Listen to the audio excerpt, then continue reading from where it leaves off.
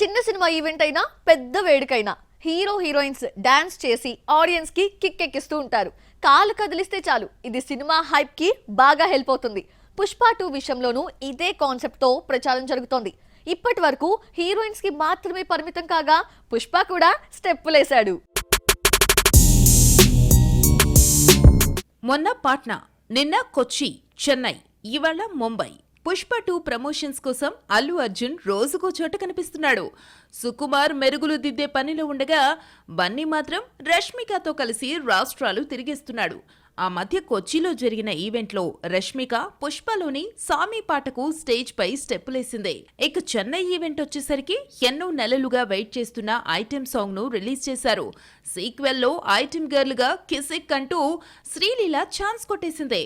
చెన్నై ఈవెంట్లో శ్రీలీల కూడా మెరిసి దెబ్బలు పడతాయిరో అంటూ వయ్యరాలు ఒలకబోసింది. ఎక్కడికక్కడ పుష్ప 2 పాటలకు స్టెప్పులేస్తూ హీరో హీరోయిన్లు ఆడియన్స్ ను హుషారెత్తిస్తున్నారు. స్టేజ్ మీద డాన్స్ చేయాలనిపించదు, అనిపిస్తే మాత్రం వేస్తానని ఈసారి డాన్స్ చేయాలనిపిస్తోందంటూ రష్మికతో కలిసి ఆడి పాడాడు బన్నీ. పుష్ప 2 వరల్డ్ వైడ్ గా హైయెస్ట్ 12,500 స్క్రీన్స్ లో రిలీజ్ అవుతోందని చెప్పాడు. ఇప్పటి వరకు మొదటి రోజు ఎక్కువ వసూళ్లు 223 కోట్లు కలెక్ట్ చేసిన ఆర్ఆర్ఆర్ 10,200 స్క్రీన్స్ లో రిలీజ్ అయింది. 12,500 థియేటర్స్ లో వస్తున్న పుష్ప 2 మొదటి రోజే 300 కోట్లపై కన్నేసింది.